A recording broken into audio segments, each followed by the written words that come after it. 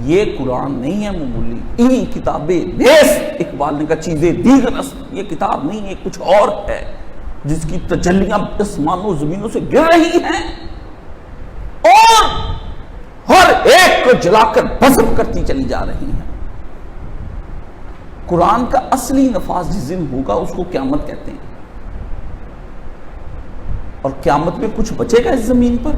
کچھ نہیں بچے گا، حتیٰ کہ اللہ نے فرمایا ہر شے برباد کر کر کے کہوں گا لمن الملک اليوم، پھر خود ہی کہے گا للہ الواحد القہار، کچھ بھی نہیں بچے گا، نہ عرش نہ فرش نہ کچھ بھی نہیں بچے، سب اڑا دیا جائے گا۔ وہ قرآن کی بادشاہی کا وہ دن ہوگا جب کوئی نہیں ہوگا۔ آئین خداوندی، فرمان خداوندی، کلام خداوندی ہے یہ اپنے سوا کسی اور کو اگر اس زمین پر برداشت کر رہا ہے نا تو کسی وجہ سے کر رہا ہے۔ یہ جو اہل کتاب کو، گاندھی کا تو دماغ خراب ہے، وہ تو پاگل آدمی ہے، وہ ذات اقوال کہنے والا آدمی، لکھتا کچھ اور ہے بولتا کچھ اور ہے، اور لکھتے ہوئے بھی چار چار جگہ پہ چار چار اپنے پینترے بدل کر لکھتا ہے۔ وہ تو بیوقوف ہے، جو نہیں پڑھتے ان کو چھوڑے، لوگوں نے پڑھ کیا رکھا اس کے بارے میں؟ ابھی تک تو 100 دفعہ میں نے اس کو کتابیں بدلتے دیکھ لیا۔ رسول کریم، اما بعد، اعوذ باللہ من الشیطان الرجیم، بسم اللہ الرحمن الرحیم۔ یہ سورہ الانعام ہے اور اس میں آج ہم آیت نمبر 74 اور 75 پڑھیں گے۔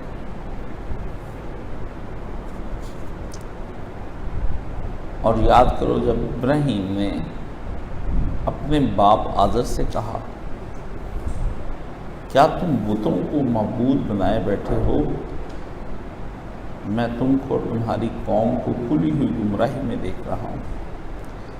اور اسی طرح ہم ابراہیم کو آسمانوں زمینوں میں ملکوت الہی کا مشاہدہ کراتے تھے تاکہ وہ اپنی قوم پر حجت قائم کرے اور یہ کامل یقین میں سے بنے۔ اور یوں ہوا کہ جب رات نے اس کو ڈھانک لیا تو اس نے ایک تارے کو دیکھا، بولا کہ یہ میرا رب ہے۔ پھر وہ جب ڈوب گیا تو اس نے کہا میں ڈوب جانے والوں کو دوست نہیں رکھتا۔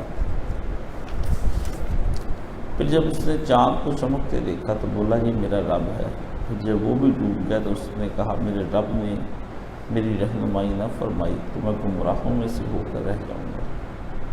پھر جب اس نے سورج کو چمکتے دیکھا بولا کہ یہ میرا رب ہے، یہ سب سے بڑا ہے۔ پھر جب وہ بھی ڈوب گیا تو اس نے اپنی قوم سے کہا میری قوم کے لوگوں میں ان چیزوں سے بری ہوں جن کو تم شریک ٹھہراتے ہو، میں نے تو اپنا رخ بالکل یکسو ہو کر اس کی طرف کیا جس نے آسمانوں اور زمین کو پیدا کیا ہے، اور میں تو مشرکوں میں سے نہیں۔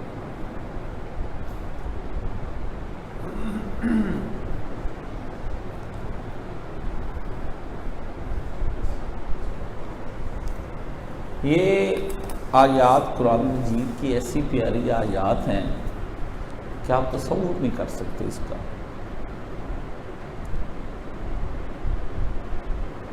اور جو کچھ ان آیات کے ساتھ مفسرین اور ہمارے بزرگوں نے اور ہماری بڑوں نے کھیل کھیلا ہے اس کا بھی آپ تصور نہیں کر سکتے۔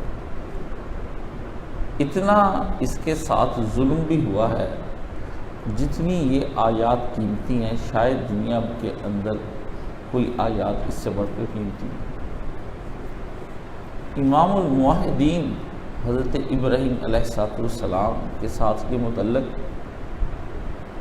آیات ہیں، اور اس میں جو کچھ بیان کر دیا گیا کہ میں اس کے نقطے بیان کرتے کرتے کرتے تھک جاؤں اور کتابیں بناتا جاؤں گا تو آپ تصور نہیں کر سکتے، وہ بھی نہیں بن گئی۔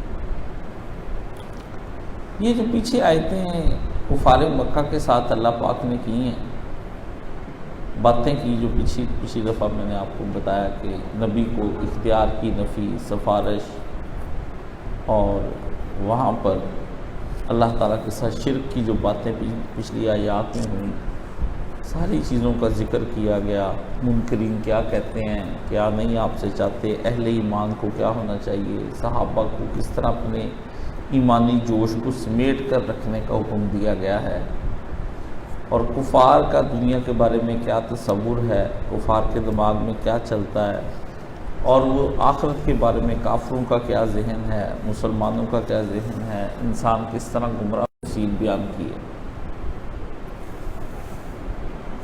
اس کا جو اب حاصل تھا نا، اس نے کلائمیکس پکڑا ہے۔ بات اب چلتے چلتے چلتے پل چڑھ رہی تھی نا، اب پل کے عروج پر آ کے کھڑی ہو گئی ادھر، یعنی بات نیچے سے چلی جس طرح پل پہ ہم چڑھتے ہیں، پھر ایک عروج پر ہم پہنچ جاتے ہیں، ایک آدمی سٹیپ بائی سٹیپ چلتا چلتا نیچے سے مینار کی اوپر والی حدوں پہ پہنچ جاتا ہے نا، اسی طرح یہ بات اتنی لمبی چوڑی توحید کی، اس کو بیان کرنے کی ہوتے ہوتے ہوتے ہوتے اتنے عروج پکڑ گئی کہ اللہ پاک نے اس ساری جو پیچھے بیان کیا ہوا تھا اس کی مشابہت عملی طور پر قصہ سنا کے ابراہیم علیہ السلام کا نبی کے سامنے رکھ دی اور مومنین کے سامنے رکھ دی کہ کس طرح یہ ایمانی دعوت جب دی جاتی ہے تو منکر کیا کچھ کرتے ہیں، منکرین جو ہوتے ہیں یہ کیا کچھ کرتے ہیں، جو نبی کی دعوت کو ریجیکٹ کر دیتے ہیں یہ کیا کچھ کرتے ہیں، اور صحابہ اور نبی علیہ السلام کو کچھ چیزوں کو بتانے کے مقاصد تھے کہ ان کو یہ بتا کے ان کو بتایا جائے یہ آپ کے ساتھ اکیلا نہیں ہوا، یہ پیچھے سے چلا آ رہا ہے، اور جس کے ساتھ سب سے زیادہ چلا آیا ہے وہ حضرت ابراہیم علیہ السلام ہے۔ ایمان اور ہدایت کی جو ذمہ داری اللہ نے اپنے نبی اور صحابہ پر ڈالی تھی کہ تم نے ایمان اور ہدایت پوری دنیا کے اندر تم نے پھیلانا ہے، اور توحید کی دعوت اور توحید کی تبلیغ کرنی ہے، وہ اب دو قومیں رہ گئی تھی پیش نظر جن میں آخری نبی آئے تھے، ایک سارے اہل کتاب اور ایک کفار و مشرکین مکہ۔ دو طرح کے لوگ تھے، بنی اسرائیل اور بنی اسماعیل،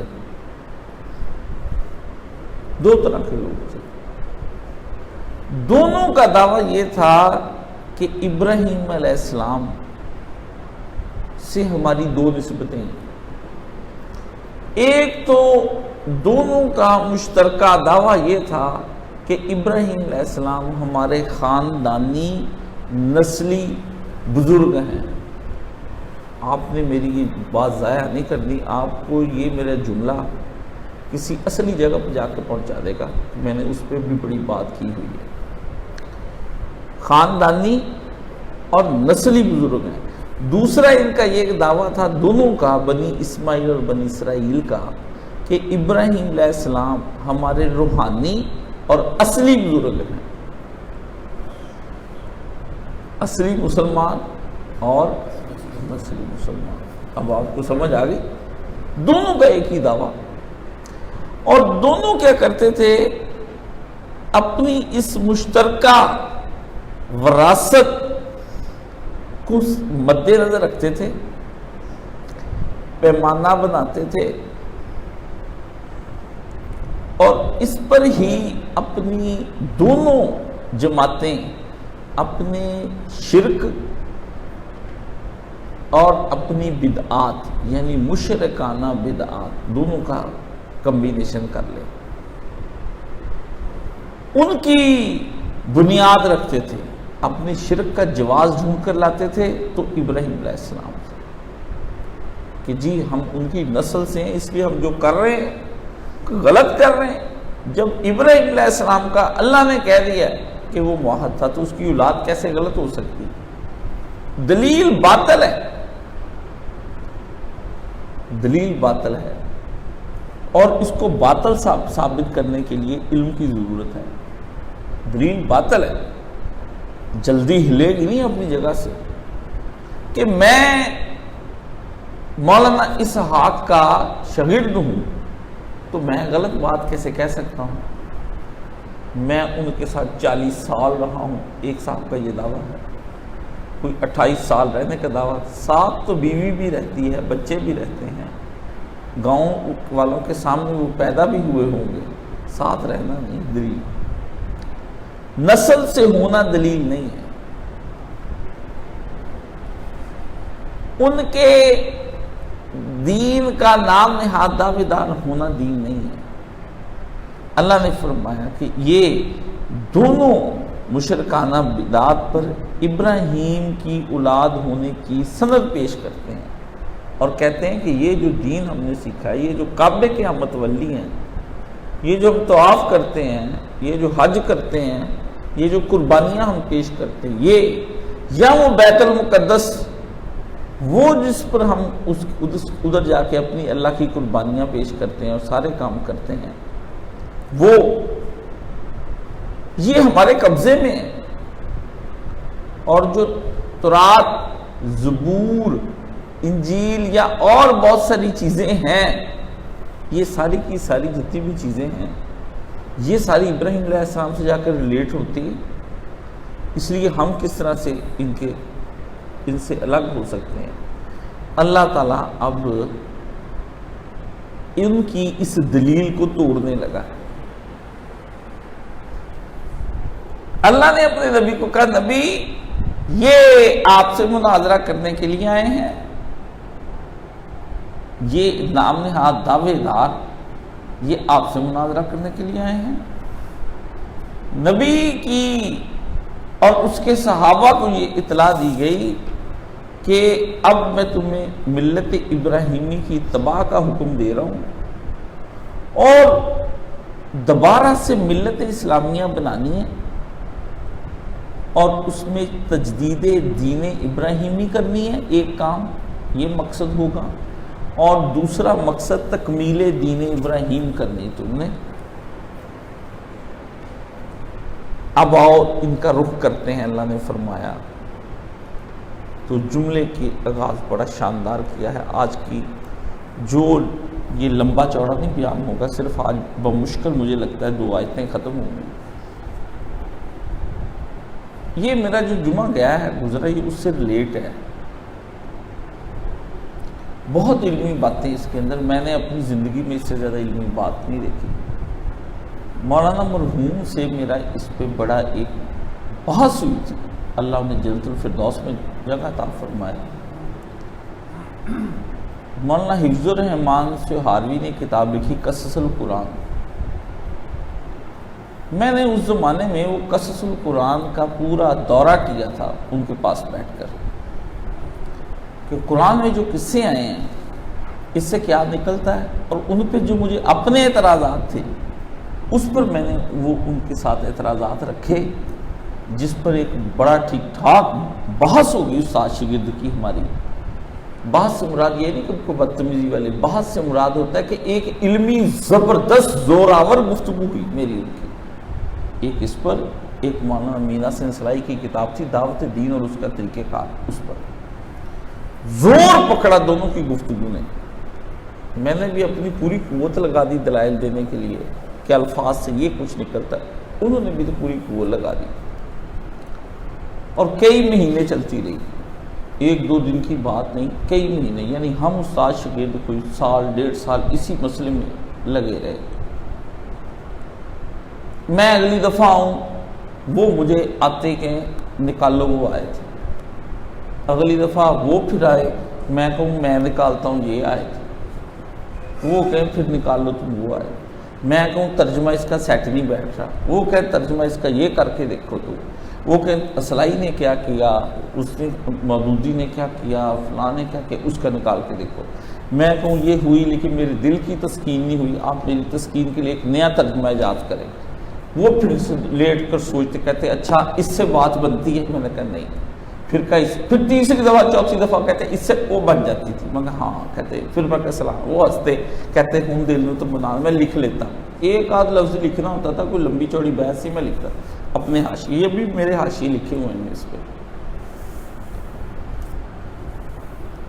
اللہ تعالیٰ نے کہا وَإِذْ قَالَ إِبْرَاهِيمُ لِأَبِيهِ.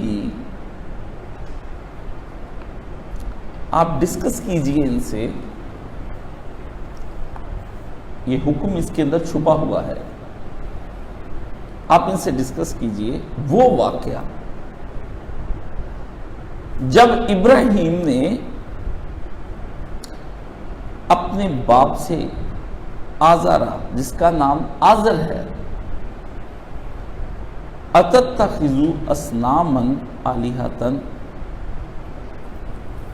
یہ کہا کہ آپ بت بناتے ہیں, بتوں کو بناتے ہیں, اصنامن جو بت ہیں, آلہۃ اللہ بنا لیا ہے آپ نے جو بت معبود بنائے ہوئے ہیں, خدا بنایا ہوا, ان کے بارے میں. اور ساتھ یہ کہا انی اراک و قومک فی ضلال مبین, ابا جی بے شک میں دیکھ رہا ہوں آپ کو اور آپ کی قوم کو فی ضلال مبین, ایک ایسی گمراہی کے اندر جو اس قدر واضح ہے کہ دلیل دینے کی بھی ضرورت نہیں. میرا دعویٰ اتنا مضبوط ہے, میرے دعویٰ محتاج دلیل ہی نہیں ہے. ہر دعویٰ محتاج دلیل ہوتا ہے, میرا نہیں. گفتگو ابراہیم نے ایسے باندھی, اس کو کہتے ہیں مناظرہ کرنا. اس کے لفظ کالا کے اندر دو باتیں ہیں, مشغولیت مال حق اور مناظرہ اہل باطل. حق کے اندر اس قدر محو ہو جانا اور مشغول ہو جانا پھیلانے کے لیے کہ کبھی اگر حدود میں رہتے ہوئے اہل باطل سے مناظرہ کرنا پڑ جائے تو ان کو تبلیغ بتانا اور تبلیغ کی راہ پر لانا, یہ بھی ایک وقت آ جاتا ہے. اجازت دے دی اس کے اندر اللہ نے مناظرے کی, لیکن اس کی لمیٹیشنز یہ نہیں کہ اس میں جھگڑے کرنے, تھوک پھینکنے, گالیاں بکنے. خالص علمی مناظرہ اگر کسی نے سیکھنا ہے تو قرآن مجید میں ایسے ایسے مناظرے اللہ نے بیان کیے ہیں, وہ آئیں پائیں شائیں لوگوں کے لیے نہیں ہے. اس کے لیے ایک تربیت لینی پڑتی, کئی سالوں مرشد کی صحبت میں بیٹھنا پڑتا ہے. اس میں پہلی چیز مناظرے کے اندر نفس کو ذبح کرنا پڑتا ہے, اس کے ٹوٹے ٹوٹے کر کے آگ میں جلا کے ہوا میں اڑا دینا پڑتا ہے کہ وہ غائب ہی ہو جائے, نفس نہ ملے کہیں. جس کا مناظرہ نفسانی خواہش کی بنا پر ہو گیا وہ برباد ہو گیا, اپنے آپ کو منوانا ہو گیا وہ برباد ہو گیا. جس کو منوانا ہے مسئلہ اس کا ہے. جس طرح بندہ کہتا ہے کہ میں کہتا ہوں کہ میں نے ایک دعا کی تھی اور اللہ نے قبول کر لی, اس سے یہ بات ثابت کرنا کہ میں بزرگ ہوں اور آپ کا یہ تاثر لینا بھی کاشف صاحب بزرگ ہیں, یہ دونوں باتیں باطل ہیں. میرے بارے میں سوچنا آپ کا اور اپنے بارے میں میرا اپنا ہی سوچنا دونوں باطل ہیں. اس میں سے تو بات یہ نکلتی تھی کہ اللہ سننے والا ہے, جب کسی کو کوئی مصیبت پڑتی ہے تو اللہ سننے والا ہے. اس سے میرا بتانے والا یا منوانے والا نہیں نکلتا تھا. اہل شرک جو ہے وہ یہی تو بات ہم سے منواتے ہیں کہ بابا جی نے دعا کی اور اللہ نے یہ قبول کر لی. اس سے تو الٹا بات نکلی کہ اللہ سننے والا ہے, یہ نکلا کہ ہم بھی دعا کریں تو اللہ قبول کر لے. بابے کی کیا اہمیت ہوئی؟ سمجھ گئے؟ یہ بات نکلی، بات بڑی اہم اس کے اندر۔ اللہ نے فرمایا ایک ایک لفظ اور یاد کرو، اس کے اندر یاد کرو آ جاتا، چھپا ہوا ہے۔ یہ معنی کھلے ہوتے ہیں، ہر لفظ کے اندر ہزاروں معنی چھپے ہوتے ہیں، اس لیے قرآن مجید کو قابو نہیں کر سکتا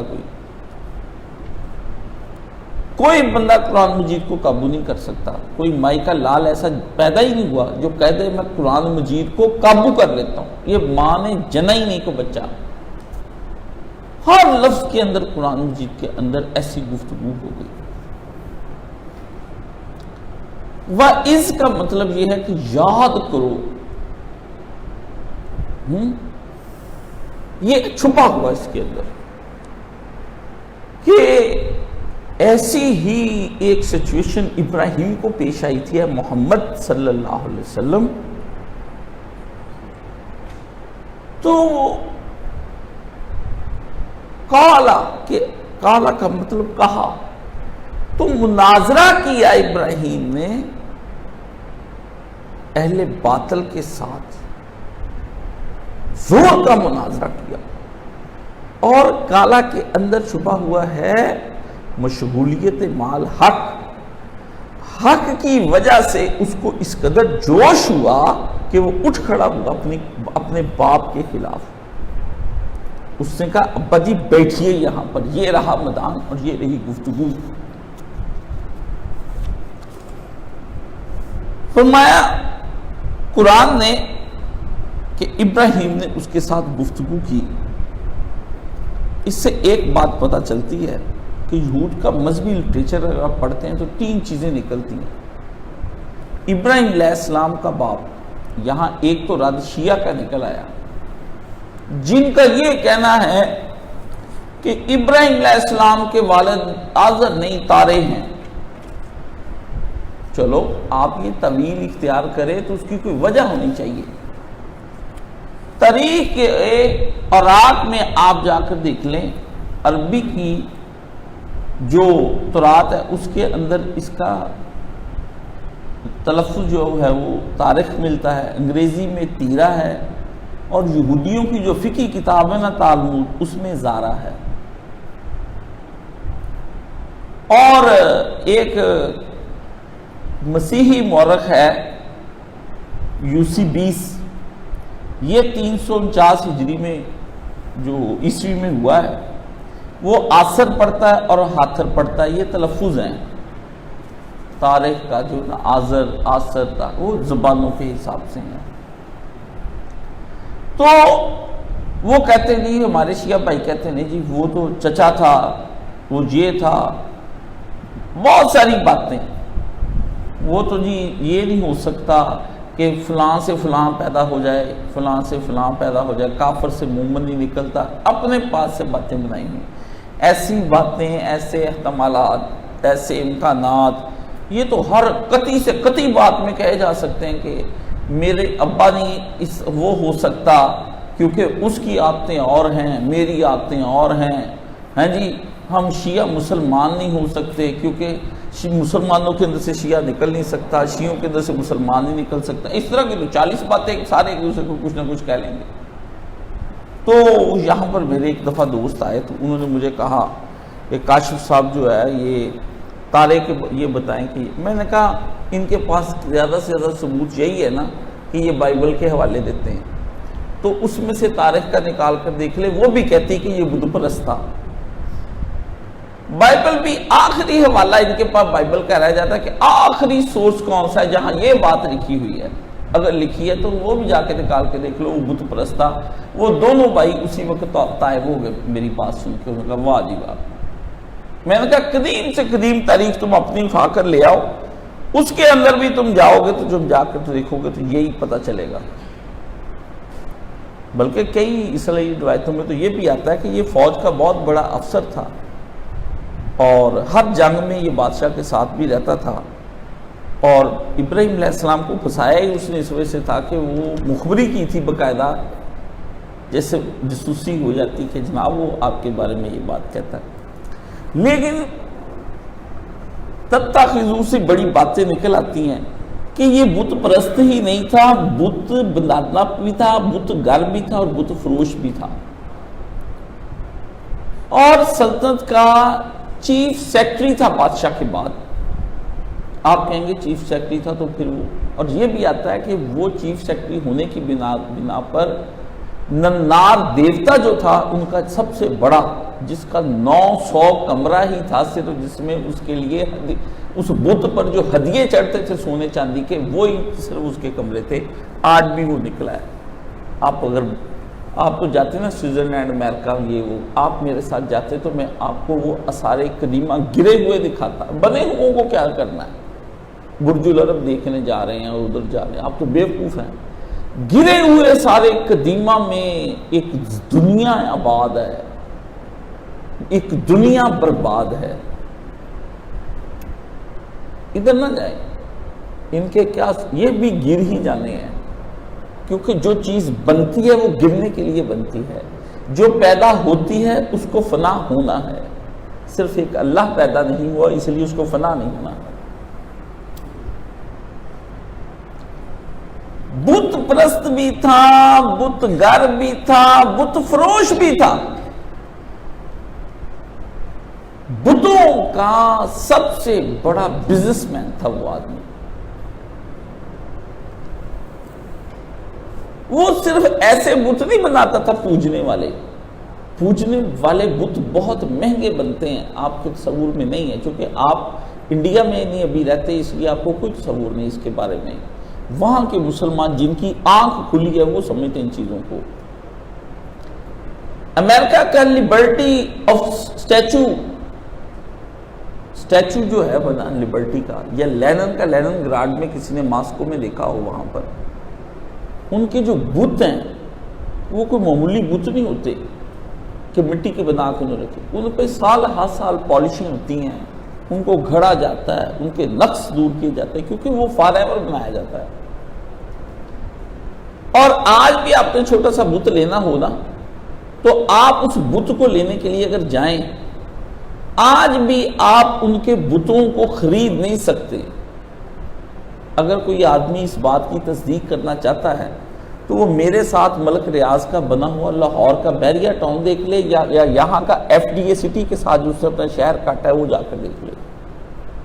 اس کی ابتدا میں جو بت کھڑے کیے ہوئے اس نے، وہ 1 روپے کے بنتے ہیں۔ اس طرح کے 50 مرکز ایک بت پہ میں لگ جائیں وہ بنتے ہوئے۔ کنسٹرکشن کمپنی تھی اس کی بتوں کی، کیپٹلسٹ تھا، جو اس وقت دنیا کا سب سے بڑا بت خانہ بن رہا ہے دبئی کے اندر اور سعودی عرب کے اندر، اس پہ کوئی تھوڑے سے پیسے خرچ ہوں گے، ارب روپیہ خرچ ہو جاتا ہے بت خانوں کے اوپر۔ تو وہ ٹائکن تھا، ٹائکن بت بنانے کا سب سے بڑا ٹائکن تھا، تارے یا آزر جو قرآن نے بیان کیا ہے۔ بت گر بھی تھا، بت پرست بھی تھا اور بت فروش بھی تھا، اس لیے مجسمہ سازی کی نہ صرف صنعت پر وہ کام کر رہا تھا بلکہ اس کی بزنس اور اس کی فروخت پر بھی اس کا کام جاری تھا، اور پوری دنیا میں پھیلا ہوا تھا اس کا نظام۔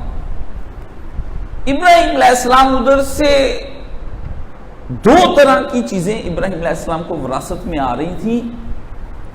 ایک، ابراہیم علیہ السلام کو مذہبی وراثت مل رہی تھی کہ ان کے مرنے کے بعد یہ ان کا بیٹا، بڑا بیٹا جو تھا وہ مذہبی طور پر پوجا جاتا جتنا کہ وہ آزر پوجا جا رہا ہے۔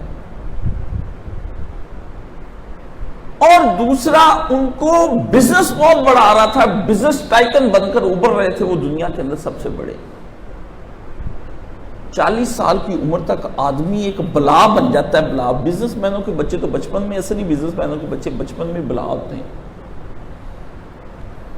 تو ابراہیم علیہ السلام 40 سال کی عمر تک پورے عاقل بالغ تو تھے ہی، وہ فراست ان کی نبی کی عام لوگوں کی فراست سے بہت بلند ہوتی ہے، وہ چھوٹی فراست نہیں ہوتی۔ تو ابراہیم علیہ السلام نے ایک پورا گفتگو، ان کو ایک وراثت آ رہی تھی، اور ابراہیم علیہ السلام دنیاوی عہدے کی خیر پر پہنچ رہے تھے۔ اور ان کے بزنس ایسٹس کا کوئی حساب نہیں آ رہا تھا، اور شاہی خاندان کے اندر ابراہیم کی وجاہت جو تھی نا، ان کی پرسنالٹی، ان کا وقار، ان کی عزت اور ان کا پروٹوکول مذہبی اور سیاسی اس قدر زیادہ ان کے ہاتھ میں آ رہا تھا کہ آپ وہ بھی تصور نہیں کر سکتے۔ شہزادے تو کوئی چیز ہی نہیں ہے۔ لفظ شہزادہ آپ سمجھ لیں کہ ایسے ہی تھا جس طرح کہ ولی عہد سلیمان کے ہاتھ میں بات آ رہی ہے۔ حرمین شریفین کی قیادت، خاتم الحرمین شریفین کا ٹائٹل، اور ولی عہد سعودی عربیہ، دونوں چیزیں اس لڑکے کو مل رہی ہیں۔ اور جس کو یہ دونوں چیزیں مل جائیں گی، جہاں جہاں اسلام پھیلا ہوا ہے وہاں وہاں کے لوگ اس کے مطیع، اور جہاں جہاں بزنس مینوں کا نام ہے، چاہے کفار ہیں یا غیر کفار، وہ بھی اس کے مطیع۔ کوئی سمجھ آ رہی ہے؟ میں آپ کو قرآن مجید نہیں پڑھاؤں گا ویسے جیسے روایتی پڑھا جاتا ہے، میرے پاس اتنی ہمت نہیں ہے ویسا قرآن پڑھانے کی، وہ میں پڑھا کے میں اس کے ساتھ غداری نہیں کر سکتا۔ میری مصیبت یہ ہے کہ آپ کو خطبہ دے کے نکل جاؤں یہاں سے آرام سے، میں پوری قوت لگا کے اس پہ بحث کرتا ہوں۔ اللہ تعالیٰ نے فرمایا اتنی سی بات میں، وَإِذْ قَالَ لِأَبِيهِ یا اباتی لیما تعبدو، یہ قرآن مجید میں ایک اور جگہ پر بھی آتا ہے سورہ مریم میں، وہاں پر بھی ہے، اور وہاں پہ یا اباتی کہا ہے، یا اللہ نے کہا ہے لی ابی ہی۔ وہ جو لی ابی ہی ہے اللہ نے کہا، وہ لی ابی ہی کی تشریح اللہ نے سورہ مریم میں یا اباتی کے ساتھ کی ہے، کہ جو بات کی ہے وہ اس کے اندر چھپی تھی تو وہ بڑے مہذبانہ انداز سے ابراہیم نے کی تھی۔ پیارے ابا جان،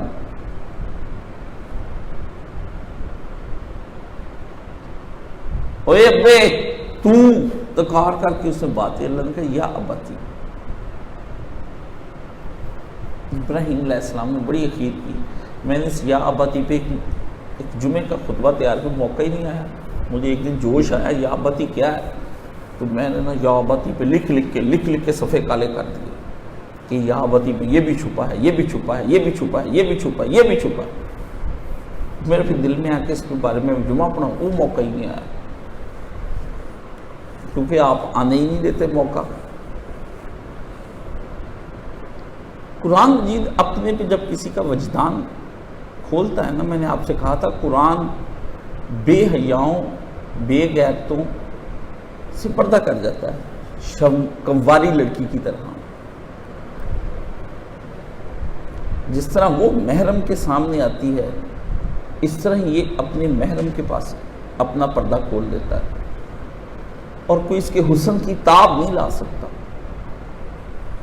کفار چونکہ بے غیرت ہیں، سور کھا کھا کے ان کی طبیعت سور والی ہو چکی ہے، اس لیے وہ قرآن کو جلانے کی باتیں کرتے ہیں کہ بن بھی قرآن، وہ خود جل جاتے ہیں، اور جلتے ہوئی دنیا نے اب دیکھا ہے کہ کیا نتائج نکلے۔ قرآن مجید ہر آمپی میں کھلتا تو لفظ کالا کی تشریح یہ ہوئی کہ مناظرہ اہل باطل کے ساتھ کرنا، اور پوری مشغولیت مال حق کے ساتھ مشغول ہو کر کرنا، حق کے بغیر نہیں کرنا، اور پوری حدود اربع کو ماپ کر کرنا، تاکہ کہیں بھی تم انسیولائز نہ گنے جاؤ اور کہیں بھی تم غیر مہذب نہ قرار پاؤ، سننے والا کہے کہ تہذیب کی بھی اخیر تھی۔ اللہ نے فرمایا کہ انہوں نے کہا اتتخذوا اصناما، اپنے ہی ہاتھوں کے گڑے ہوئے بتوں کو جو آپ نے معبود بنا ڈالا ہے، آلہۃً، آپ نے ان کو اللہ بنا لیا ہے، جبکہ اصناماً یہ بت ہیں۔ دو جملے ختم کر دی ابراہیم علیہ السلام نے گفتگو، ساری بات خود دو لفظ بولے ختم۔ یہ پہلی ٹاک ہو رہی ہے ابا جی سے، اگلی جو ٹاک ایک دفعہ نہیں ہوئی ابراہیم علیہ السلام کی، ابراہیم علیہ السلام وہاں پر 80 سال تک 40 سال کے ساتھ ابا جی سے باتیں کرتے رہے ہیں، وہ قرآن مجید میں جگہ جگہ بکھری پڑی۔ فرسٹ ٹاک ابراہیم علیہ السلام کی جس دن ہوئی ہے تو انہوں نے 2 باتیں کی، کہا اتتخذوا اصناما آلہۃ، بس اتنا زور کا پتھر مارا ابراہیم علیہ السلام نے، ابا جی آپ کو سمجھ نہیں آتی کہ بت خدا نہیں ہوتے، نہ ہو سکتے ہیں، نہ ان میں ہو سکنے کی صلاحیت ہے؟ اتنی کھلی ہوئی بات ابا جی آپ کو سمجھ نہیں آ رہی؟ یاس شگانہ چگنزی نے کہا تھا خدا بنے تھے مگر خدا بنا نہ گیا، ایک اس کا مصرع ہے اور مرم مزے کا مصرع ہے، خدا بنے تھے یگانہ مگر خدا بنا نہ گیا، یہ غالب کا سب سے بڑا نقاد ہے۔ اتنی بات کر کے ابراہیم علیہ السلام نے کہا یہ بت ہیں اور آپ انسان ہیں ابا جی، یہ تو آپ کے مقابلے میں کچھ نہیں ہے، آپ تو ظاہری طور پر بھی دیکھیں تو سنتے بھی ہیں، بولتے بھی ہیں، باتیں بھی کرتے ہیں، حکم بھی جاری کرتے ہیں، نفع و نقصان تھوڑا بہت آپ سے کم زیادہ سب کو ہوتا ہے، مگر ان بتوں سے تجھ کو امیدیں اور خدا سے نا امیدی۔ ابا جی ان کے ساتھ آپ اتنے مدبر آدمی ہیں، سیکٹری ہیں یار، ابا جی آپ کیا کر رہے ہیں؟ یہ دیکھیں باپ کو کیسے اندر سے ہلا رہے ابراہیم علیہ السلام۔ 2 لفظ استعمال کیے ہیں، اسنامت، ابراہیم علیہ السلام نے اس کو استعمال کیا کہ اسنامت، اور کیا ہے آلیہتن، لو جائے یہ 2 کوئی آدمی دنیا کا میرے پاس بیٹھ جائے، یہ میں 10 دن بھی تشریح کروں اس کی تشریح ختم نہیں ہو سکتی کہ اسنامن اور آلیہتن ہے کیا۔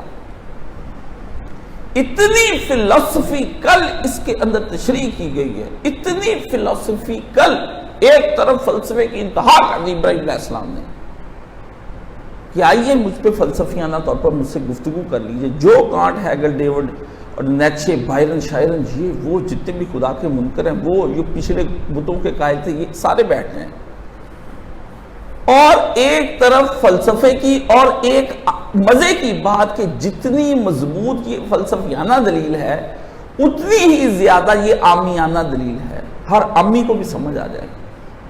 میں کسی سے کہوں کہ یہ ستون اور میں ایک جیسے ہیں اور یہ ستون مجھ سے زیادہ بااختیار ہے، تو عامی آدمی کہے گا قائد صاحب کو لے جاؤ یہاں سے ہسپتال، اور ہسپتال نہیں مینٹل ہاسپٹل لے کر جانا۔ ہسپتالوں کی بھی تقسیمیں ہیں نا، کسی پہ تو آپ کے فقط جسم کا علاج ہوتا ہے اور کسی پہ آپ کے دماغ کا۔ آپ نہیں بنائے ہوئے ہیں، یہ آپ پر ہی دلیل ہے، ہم نے نہیں بنائے، واللہ ہم نے نہیں بنائے، آپ ہی پہ دلیل ہے۔ مینٹل ہاسپٹل میں لے جائیں، ابا جی کا علاج سول ہاسپٹل والا نہیں ہے، یہ ٹیکے گولیوں سے سیٹ ہونے والا کام نہیں ہے، یہ اس سے اوپر چلا گیا ہے۔ اور فلسفیانہ دلیل دی کہ ایک عقل مند آدمی ان بتوں کو جتنی مرضی دلیلیں دے دے اپنے لیے مفید نہیں بنا سکتا، نہ اپنے آپ سے اگر گفتگو خود ہی کر کے کہ اے ستون تو اور میں یہاں پر موجود ہیں اور تیرا وجود میرے وجود پر عقلی طور پر افضل و اعلیٰ و عرفہ ہے، کیا تو یہ بات کا دعویٰ کرتا ہے؟ وہ جواب بھی نہیں دے گا، وہ جواب بھی نہیں دے گا۔ یہ میں آپ کو اپنے اندر جو موجود شرک ہے اس کے اوپر بھی دلیلیں سمجھا رہا ہوں، اور جو ہمارے باہر شرک ہے اس پہ بھی دلیلیں میں آپ کو سمجھا رہا ہوں، اور زندہ خداؤں کے بارے میں بھی میں آپ کو دلیل سمجھا رہا ہوں، اور اس میں مردہ خداؤں کے بارے میں بھی دلیل سمجھا رہا ہوں، اور آپ کو جو اپنے ساتھ آپ لوگوں نے اندر اپنا خدا بنا رکھا ہے نا، اپنی خواہشوں کو، ان کے ساتھ میں دلیل آپ کو سمجھا رہا ہوں۔ یہ بڑی گہری باتیں ہیں اس کے اندر۔ ایک وقت میں پوری جنگ ان 2 لفظوں کے اندر سمیٹنے کی کوشش کروں گا. کہا ابراہیم علیہ السلام نے کہ ابا جی یہ اصنامن اور آلہتن، اللہ اللہ اللہ، یہ رنگینی ہے، یہ نوبہار، اللہ اللہ اللہ ہیں، تو کجا من کجا. ابا جی ان دونوں کا کوئی کمپیریزن بنتا ہے؟ 2 ہلتے وجودوں کا تو کمپیریزن آپ کریں، جو اپنے آپ کے ساتھ یہ کہیں کہ یہ میرا الہ ہے. پھر بھی کوئی بات سمجھ آتی کہ ابا جی کو کوئی مغالطہ ہو گیا ہے. یہ آپ کر کے رہے ہیں اصنامن، جہاں کھڑا ہے کھڑا دیکھتا بھی نہیں، بولتا بھی نہیں، کچھ بھی نہیں کرتا، یہ کر رہے ہیں. اللہ اکبر. ابراہیم علیہ السلام کی یہ گفتگو اس قدر مضبوط ہے. پھر فرمایا انی، بے شک میں یہ دیکھتا ہوں.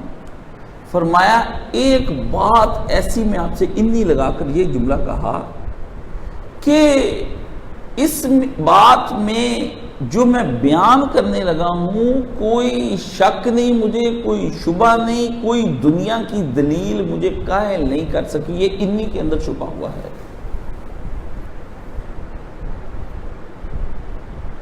مجھے کوئی دلیل دلیل کو مد نظر رکھنے کے بعد میرے ابا میں نے آپ سے یہ گفتگو کرنے کا کام شروع کیا ہے. ہر دلیل کو میں نے فرمایا کہ یہ ہم اس کے اندر میں آپ کو اس میں سے ساری چیزیں اس میں سے میں بیان کرنے لگا ہوں. فرمایا کیا ہے؟ ارا کا، میں دیکھ رہا ہوں، میری نگاہ میں یہ بات آ گئی ہے کہ آپ جو اتنے دعوے دار ہیں کہ بزنس مجھ سے چلتا ہے، تیرے باپ کا بزنس پوری دنیا میں پھیلا ہوا ہے، تیرا باپ اس طرح حکمرانیاں کر رہا ہے، تیرے باپ کے نیچے ماتحت اتنے لوگ کام کر رہے ہیں، تیرے باپ اتنی دانش مندی سے نظام سلطنت اور امور نظم و نسق چلا رہا ہے، اتنا بڑا بزنس ادھر چلا رہا ہوں، ادھر پوری قوم نے مجھ کو اپنا کا پجاری تو ہوں، لیکن نمرود مجھ پہ پورا یقین کرتا ہے اور آرام کی نیند سو کر کہتا ہے چلا مجھے تجھ پر یقین ہے. کس کی مجھ کو آپ جو دعویٰ کرتے ہیں کہ میں وہ کہتا تھا کہ کس کی، کون ہے جس کو مجھ پر اعتماد نہیں؟ دنیا کے سارے بڑے بڑے بزنس مین، بزنس ٹائکن اور سیاست کے سارے ٹائکن اور دین کے سارے ٹائکن وہ مجھ پر اعتماد کریں تو ابراہیم علیہ السلام کہتا ہے میں آپ پر اعتماد نہیں کرتا. آپ کے یہ 3 دعوے ہیں، سیاست، دین اور معیشت. آپ یہ دیکھ لیں آج ابراہیم علیہ السلام کس سے بیان کر رہے ہیں؟ اکانومی، پالیٹکس اینڈ ریلیجن، 3 چیزوں کا وہ ٹائکن ہے. اس کو ابراہیم علیہ السلام ریجیکٹ کرتے ہوئے کہہ رہے ہیں کہ میں نے تو پورے علم قوت اور تدبر کے ساتھ یہ پایا ہے کہ آپ جس کو اتنے دعوے ہیں وہ قومک، وہ جو قوم آپ کی جس کی جہالت کی انتہا کوئی نہیں ہے، جاہل قوم. اور فرمایا وہ قوم بھی کس کی ہے؟ قوموں کا. وہ قوم بھی تیری ہے جس نے تجھ جیسے پر یہ اعتماد کیا ہوا ہے. اپنی قوم نہیں کہا، قوموں کا، تیری قوم. تو ان کا نمائندہ، اس سے مجھے پتا چلتا ہے ان کی مینٹیلٹی سب لوگوں کی کیا ہے. ایک بات، اور جس قوم کا نمائندے کا یہ عالم ہے اور تیری سوچ اور بچار کہ تو جو ان کا نمائندہ ہے، اس میں دونوں ایک دوسرے کے ریپریزنٹیٹیو ہیں. یہ میری بات آپ اس جملے کو میرے ذہن میں رکھ لیں، یہ میں بہت بڑا رد کر رہا ہوں. کہ آپ قوم کے نمائندے ہیں، قوم آپ کی نمائندہ ہے. آپ نمائندہ بن کیسے سکتے ہیں جب پیچھے قوم نہ ہو؟ ٹھیک ہے. اور قوم کے نمائندہ آپ کی، جنہوں نے آپ کو چن لیا، دونوں یوتھیے اور عمران خان کا، دونوں ہی مجھے تو ان کی دونوں کی عقلوں کی کوئی سمجھ نہیں آ رہی، لیکن اتنی کہتے مجھے سمجھ آ گئی ہے، اتنی کہتے مجھے سمجھ آ گئی ہے کہ فلسفی ایک نے کہا تھا، آپ مجھے کسی قوم کا رہنا سہنا بتاؤ، میں آپ کو ان کا عقیدہ بتا دوں گا کہ ان کا عقیدہ کیا ہے. عقیدہ نہیں، یعنی عقیدہ نہ بتاؤ، ان کا صرف رہن سہن بتاؤ کہ اتنے بجے اٹھتے ہیں، اتنے بجے کھاتے ہیں، اتنے بجے پیتے ہیں، اتنے بجے وہ سوتے ہیں، یہ آپ بتا دو مجھے ان کی روٹین. میں آپ کو بتاؤں گا کہ ان کا عقیدہ کیا ہے، کریڈ کیا ہے، ان کا فیتھ کیا ہے، ان کا بلیف کس چیز پر ہے. ایک بات، کسی قوم کا عقیدہ مجھے بتاؤ، میں بتاؤں گا قوم کا رہن سہن، ان کا طرز معاشرت کیا ہے، یہ میں بتا دوں گا. دونوں میں سے جو تم ایک چوز کر کے ایک بتا دو، دوسرا میں بتا دوں گا. یہ لازم ملزوم ہے. آپ جو فجر نہیں پڑھتے، آپ جو شادیاں 2 نمبر کرتے ہیں، ہندوانہ اور مشرکانہ، اور جو آپ کی بدعتیں مذہبی ہیں اور آپ کی جو مرغیں ہیں، آپ جو پہنتے کھاتے پیتے ہیں، یہ آپ کا عقیدہ اصلی شو کر رہے ہیں. ایک ہے نسلی عقیدہ، وہ آپ بیان کرتے رہے. وہ تو ابراہیم علیہ السلام نے اس کے شروع میں نے بیان کر دیا کہ نسلی اور اصلی کی گفتگو اس کے شروع میں چھپی ہوئی ہے. کہ آپ دونوں بیان کرو، میں اس پہ آپ کو بیان کر دیتا ہوں. قرآن کس طرح کھولتا ہے اپنے آپ؟ یہ تراویح میں پڑھنے والا قرآن ہے؟ مجھے بتا دیں، یہ تراویح میں پڑھنے والا، ختم شریف پہ پڑھنے والا قرآن ہے؟ یہ تمدرودوں والا قرآن ہے؟ یہ قرآن جا کے اس طرح قرآن ہاتھوں میں اٹھا کے قسمیں کھانے والا قرآن ہے؟ یہ لڑکی کے سر پر اس طرح رکھ کے نیچے سے بے پردہ بے یا بے غیرت لڑکی کو رخصت کرتے ہوئے اس کے سر پر رکھ کے اس کی صاحبیں بھیجنے والا قرآن ہے؟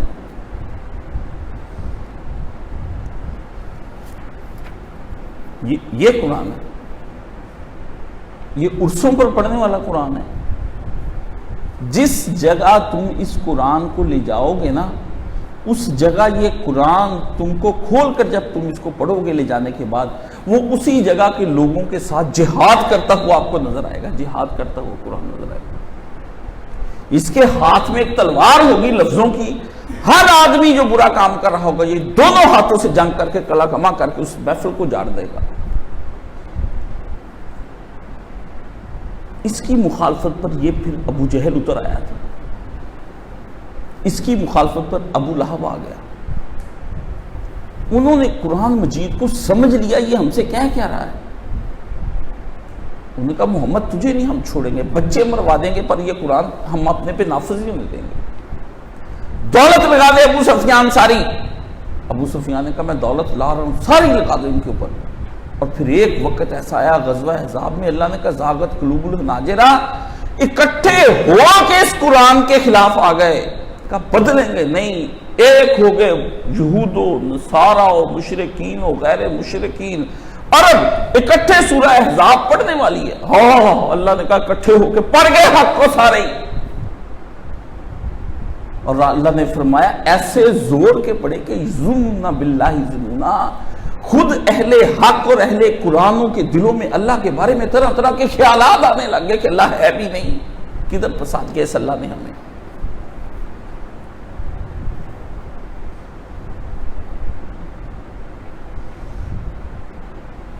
یہ قرآن نہیں ہے معمولی. این کتابیں بیس، اقبال نے کہا چیزیں دیگر است، یہ کتاب نہیں ہے، کچھ اور ہے جس کی تجلیاں آسمانوں زمینوں سے گر رہی ہیں اور ہر ایک کو جلا کر بھسم کرتی چلی جا رہی ہیں. قرآن کا اصلی نفاذ جس دن ہوگا اس کو قیامت کہتے ہیں. اور قیامت میں کچھ بچے گا اس زمین پر؟ کچھ نہیں بچے گا، حتیٰ کہ اللہ نے فرمایا ہر شے برباد کر کے کہوں گا لمن الملک اليوم، پھر خود ہی کہے گا للہ الواحد القہار. کچھ بھی نہیں بچے گا، نہ عرش نہ فرش نہ کچھ بھی نہیں بچے، سب اڑا دیا جائے گا. وہ قرآن کی بادشاہی کا وہ دن ہوگا جب کوئی نہیں ہوگا. آئین خداوندی، فرمان خداوندی، کلام خداوندی ہے یہ اپنے سوا کسی اور کو اگر اس زمین پر برداشت کر رہا ہے نا تو کسی وجہ سے کر رہا ہے. یہ جو اہل کتاب کو گاندھی کا تو دماغ خراب ہے، وہ تو پاگل آدمی ہے. وہ ذات اقوال کہنے والا آدمی، لکھتا کچھ اور ہے بولتا کچھ اور ہے، اور لکھتے ہوئے بھی چار جگہ پہ چار اپنے پینترے بدل کر لکھتا ہے. وہ تو بیوقوف ہے. جو نہیں پڑھتے ان کو چھوڑے، لوگوں نے پڑھ کیا رکھا اس کے بارے میں؟ ابھی تک تو 100 دفعہ میں نے اس کو کتابیں بدلتے دیکھ لیا. ہاں جی، کہیں وہ ریاست مدینہ لکھ دیتا ہے، کہیں نظم و نسق کے اجتماعی لکھ دیتا ہے، کبھی کچھ لفظی بدلتا جب پتہ ہے پکڑا جاتی ہر لفظ پہ. یہ اپنے آپ کو کہتا ہے کہ دنیا میں حق میں ہوں اور کوئی چیز دنیا میں حق ہے نہیں. اگر میں کسی باطل کو، اہل کتاب کو گارنٹیڈ بنا کر، ذمی بنا کر رکھتا ہوں، اس میں میری کوئی حکمت پوشیدہ ہے. میں کسی پہ بجبر حکمرانی نہیں کروں گا. تو اور اگلا جملہ بھی سنو، میں کسی اور کو بھی اپنے اوپر حکمرانی کرنے نہیں دوں گا. تم باطل ہو کر کہتے ہو لا اکراہ فی الدین، کسی کو جبرن دین نہیں پڑھایا جا سکتا، لیکن دین پر جبر بھی نہیں کیا جا سکتا، یہ بھی ساتھ ہی ہے. اپنے لیے اختیار چنتے ہو اور میرے لیے مجبوری. کتنے تم ظالم ہو، خدا کو دیتے ہو بیٹیاں اور اپنے لیے لیتے ہو بیٹے. قرآن کی وہ دلیل بیٹے بیٹیوں کے لیے نہیں تھی، دیوی دیوتاؤں کے لیے نہیں تھی. وہ تو ایک ظاہری دلیل تھی. اس کے باطن میں چھپا تھا کہ کمزور چیزیں اور بودے خیالات میرے لیے اور مضبوط چیزیں اور طاقتور خیالات اپنے لیے. یہ تقسیم کون سی تم نے ایماندارانہ اور غیر سیکھی ہے؟ یہ کہاں کی ایمانداری ہے؟ کہاں کی آنیسٹی ہے؟ کہاں کا اصول ہے؟ یہ تو دنیا نے نہیں مانا، تم نہیں مانتے. باطل پر ہوتے ہوئے تو مجھے جو حق ہے اس کو یہ منوا رہے ہو. یہ نہیں ہو سکتا قرآن میں. یہ جو نکات ہیں یہ فیض ہے اس حضرت ابراہیم علیہ السلام کا جو آج اتنے بیان ہو رہے ہیں. میں تو کہتا ہوں میں مٹ کے راہ غبار بن جو ابراہیم علیہ السلام کے قدموں کی. سمجھ گئے؟ اللہ مجھے رسول اللہ کے بعد اگر کسی اور کا اختیار دے کہ اور تم کس کے دور میں پیدا ہونا چاہتے ہو اور کس کو مانتے ہو، تو نبی سارے اعلیٰ سے اعلیٰ ہی ہیں. لیکن غبار راہ کبھی اگر بن جاؤں، پیروں کی خاک بن جاؤں، تو سوائے ابراہیم علیہ السلام کے کسی اور کو پسند نہ کروں. اللہ نے فرمایا ہمارے یار نے وہاں گفتگو کی، اور یار کی گفتگو کو نقل جو کیا میں کہتا ہوں خیر کر کے کیا، اور ایک ایک جملے کو پوری آئے بنا دی باتیں، اور ان کے مکالمے کافروں کے بھی اس کے یار سے جنہوں نے باتیں جواب میں کہی تھی وہ بھی لکھی. میں کہتا ہوں بات ہوئی. میں کہا اللہ اتنا پیار آ گیا تجھے ابراہیم علیہ السلام پر، اتنا پیار آ گیا اپنے یار کی گفتگو کو. تو نے کہا آپ کو اور آپ کی قوم کو جو دونوں ایک دوسرے کے نمائندہ ہیں، جاہل قوم کا جاہل نمائندہ، جاہل نمائندے کی جاہل قوم، دونوں کے بارے میں کہا فی، جملہ فی لگایا. فرمایا تیر نہیں رہی، اللہ نہیں، نا نا نا نا نا نا نا، یہ نہیں کہا کہ فی، کہا نہ تیرتی ہے، سطحی گمراہی نہیں. ضلال مبین، گمراہی کی اتھا گہرائیاں جہاں سوا ڈھیروں کے اور جہالتوں کے کچھ نہ تھا، آپ تو اس میں پڑے ہوئے ہیں. میں پڑے ہوئے، میں وہ نیچے لے جا کے فرمایا اتنے پردے کے پاتال کے اندر کی جو اخیر کی آخری سطح زمین کی لگتی وہ گمراہی کے اندر آ پڑے. اور جتنا اندھیرا ہوتا ہے اتنی سمجھ بوجھ ختم ہو جاتی. یہ آپ سب کو پتا ہونا چاہیے, یہ جملے کے اندر محذوف ہے. جس قدر گہرا اندھیرا ہوتا جائے گا, اردو زبان میں اس کو کہتے ہیں کہ ہاتھ کو ہاتھ سجائی نہ دینا, کہ میرا اپنا دایاں ہاتھ بایاں ہاتھ کو نہ ڈھونڈ پائے, بایاں دائیں کو ڈھونڈ نہ پائے. اس کو کہتے ہیں تھا کہہ رہا. اندھیرے والے کو کبھی دنیا میں کچھ نظر نہیں آتا. فرمایا بت پوجنے کے بعد دماغی حالت ابا جی آپ لوگوں کی یہ بتا دیتی ہے, سمٹمز بتا رہے ہیں کہ جگر خراب ہو چکا ہے, دل کا دورہ پڑ گیا ہے, باہر کی حالت بتاتی ہے, آپ کا اول فول بکنا بتا رہا ہے کہ دماغ کام کا نہیں رہ گیا آپ کا. آپ جو دگڑم مگڑم کر رہے ہیں آپ کو کچھ پتا نہیں چل رہا کہ آگے کا پیچھے, پیچھے کا اوپر, نیچے کا دائیں, دائیں کا الٹا, سیدھے کا بائیں, کچھ کا کچھ کری جا رہے ہیں. آپ کر کیا رہے ہیں ابا جی؟ آپ بتوں کے پوجنے سے آپ کی دماغی حالت اور آپ کی دماغی حالت سے مجھے پتا چل رہا ہے کہ آپ کا اللہ کون ہے. دونوں ایک دوسرے کا پتا دے رہی ہیں, دونوں ایک دوسرے کا پتا دے رہی ہیں کہ آپ کی حالت کیا چل رہی ہے.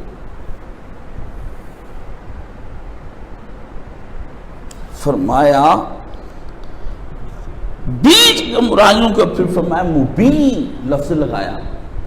فرمایا ایسی گمراہی ہے ابا, ایسی گمراہی ہے کہ میرے اس دعوے پر جو محتاج دلیل نہیں ہے, اس قدر وہ واضح گمراہی ہے کہ مجھے دلیل دینے کی بھی ضرورت نہیں, وہ آپ کو ہی بڑی پتہ چل رہی ہے. میں اگر اب دلائل دوں گا تو بطور تبرع دوں گا, میری عنایت ہوگی کہ میں آپ کو وہ مزید دلائل بات کو واضح کرنے کے لیے دے رہا ہوں, ورنہ ضرورت دلیل یہاں تقاضا نہیں کرتی کہ دلیل دی جائے.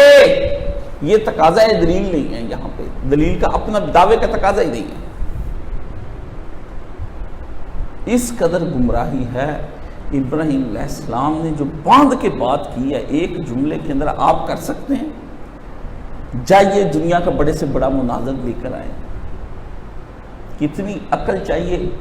ابھی بات نہیں چلائی ابراہیم علیہ السلام نے, ابھی لا کہا ہے. کیا کہا ہے؟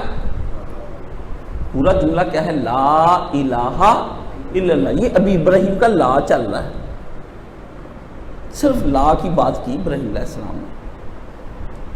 یہ دور اپنے ابراہیم کی تلاش میں ہے. صنم کدا ہے جہاں لا الہ الا اللہ. ابراہیم تلاش میں. دیکھ رہے یہ سارے دور میں بت ہی بت کھڑے ہیں, بت ہی بت کھڑے. ایک ابراہیم ایسی مناسب گفتگو مسلمانوں کی طرف سے کھڑا ہونے والا نہیں ہے.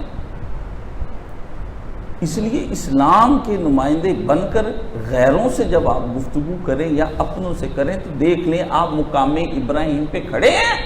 مولانا صاحب نے کہا تھا اس لیے مقام ابراہیم کاشف بنایا کہ اس پہ غور و خوض فرما. میں جب وہاں پہ کھڑا ہو گیا, کہتے کاشف اللہ نے کیا کہا ہے؟ اتخذو یہاں ہے, اتخذو وہاں ہے. میں جب حج کرنے کے لیے گیا تو مجھے کہتے دیکھ مقام کاشف.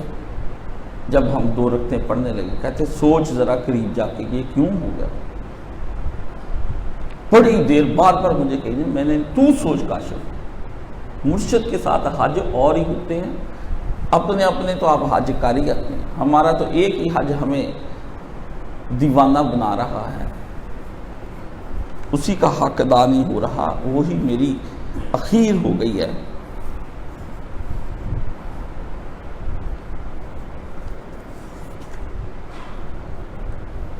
ایک گھنٹہ ہو گیا, آیت رہ گئی ہے. آپ کی طبیعتوں پہ گرانی ہو جائے گی. ورنہ جی چاہتا تھا وہ آیت بھی آپ سن کر جاتے آج، وہ اب میرا جی چاہتا تھا کہ میں سنا دوں آپ کو، مجبوری تو نہیں کوئی، جس کو اٹھنا ہے اب اٹھ کے چلا جائے، بیچ مجلس کے اٹھے گا تو مجھے تکلیف ہوگی۔